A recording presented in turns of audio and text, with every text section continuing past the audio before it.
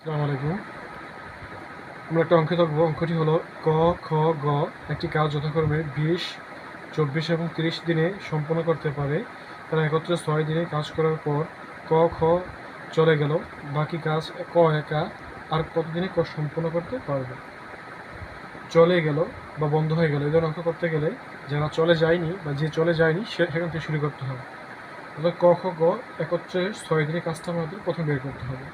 আমরা একদিনের কাজ বের করতে হলে 1/20 লিখতাম। একত্রে বের করে নিই 6 দিনে, যেহেতু 6/20,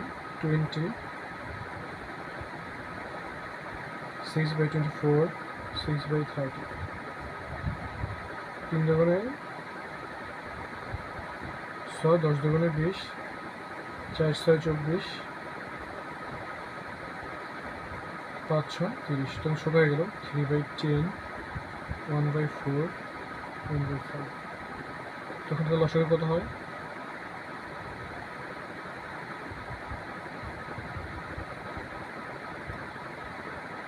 5 দুগুণে 10, 10 দুগুণে 20, তাহলে লসাগু কত হয়? 20। 10 দুগুণে 20, 2 থাকে, 3 দুগুণে 6, প্লাস 4 5 5 প্লাস 4, 5 6 আর 5 11, 11 4 6 15, 15 হচ্ছে 20, 3 5 15, 4 5 20, 3/4। এখন অবশিষ্ট বের করতে হবে। অবশিষ্ট অবশ্যই 1 থেকে বাদ হবে,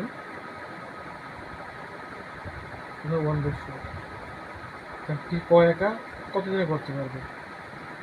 তো 1/4 অংশ ক করবে। ক কত দিনে করতো এখানে?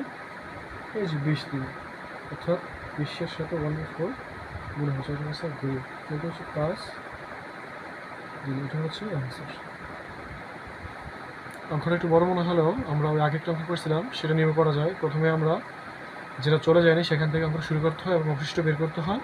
পরে অবশিষ্টের সাথে যার অংশ বের করবো তাদের সেই মানটা গুণ করে দিতে হয়। ধন্যবাদ সবাইকে।